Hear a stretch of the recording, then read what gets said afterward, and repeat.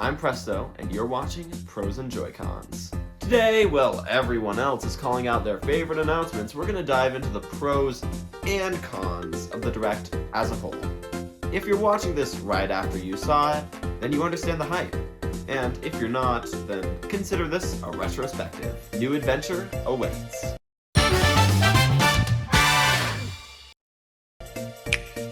I'm opening with this one because it didn't excite me personally as much as the rest of the announcements. Metroid Prime 4. Now, before you shoot me and hide me behind your local Denny's, I can explain. I've only played a couple hours of the first Metroid Prime game and never really gotten into the series as a whole. Still, this new entry definitely deserves a place on the list as it excited so many fans everywhere. Just not me. Everybody knows it isn't a Nintendo Direct without an abundance of JRPGs and farming sims. Now, if it was just the best of what was shown here, say the HD 2D Dragon Quest remakes for JRPGs and Hello Kitty Island Adventure on the cozy side, look, I've heard it's really good. Finally, a new Mario Party that doesn't take too much content from old games, and actually looks good. All of this under the Super Mario Party banner? I could tell NDQ was really cooking with this one, but I've been burned before, and I feel like this meal might end up as dubious food. Still, 7 boards and 110 minigames at launch is nothing to sneeze at. Achoo! Sorry, my bad. The pacing of this Direct was a little bit whack. Of course, we have our big opener with We'll Get to You, and your big closer with Metroid Prime 4. For some reason, they put the two biggest games otherwise right next to each other in the Direct, with nothing but a sea of ports, remasters, and JRPGs surrounding them. Those two games being Mario Party, which for some reason led directly into this game.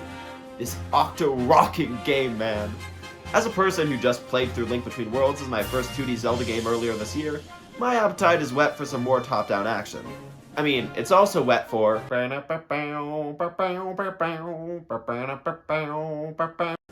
this will more than suffice.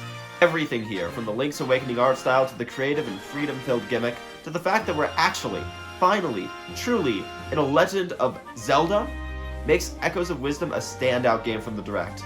And also a day one purchase for me. Oh, it looks so good. What doesn't look as good, however, is the Donkey Kong Country Returns HD port. Unfortunately, a port is all it is. It takes the 3DS game, puts it into HD, and will probably cost the full $60. This, like Luigi's Mansion 2 HD, are both games that I feel like don't warrant that price tag and honestly feel kind of cheap on Nintendo's part.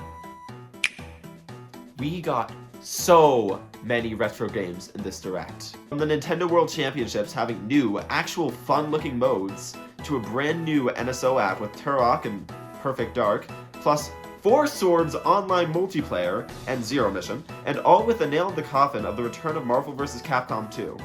If this game really indeed does take you for a ride, it's one that I unfortunately haven't ridden. However, I know the amount of legal struggles that went into this game being put on this collection and the happiness of fans everywhere. Basically, if you're old, you probably like this.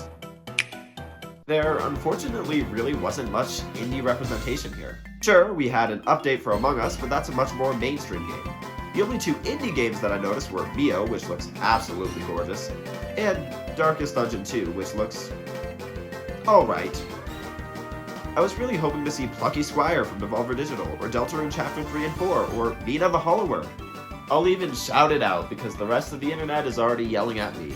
But yes, no Silksong. But who needs it anyways? We got the return of a franchise that's been absent for almost a decade. A franchise that I love dearly in a brand new game that looks like an absolute blast. Unfortunately, I'm not talking about a new Rhythm Heaven game, although I would commit multiple war crimes for that, but no, I'm talking about something even better.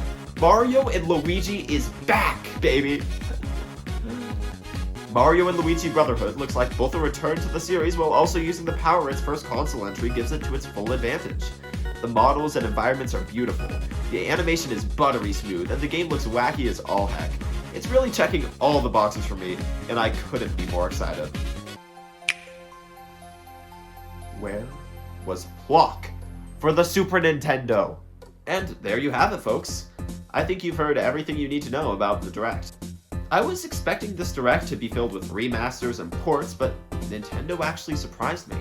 Glad to see that instead of going out with a whimper, the Switch is going out with a bang. Now, that bang may be a gunshot from the Switch successor, but still.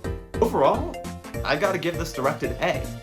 It would be an S, but the cons mentioned bump it back down a little bit. Still, it's one of Nintendo's best Switch-era Directs, which is saying something considering we're in the last year of the console. With that, leave a like and comment down below your least and least favorite announcements at the Direct. Also, make sure to hit that subscribe button if you want to see more videos from me and my compatriots here on the Gaming Corner podcast. I'll see you on the Switch side.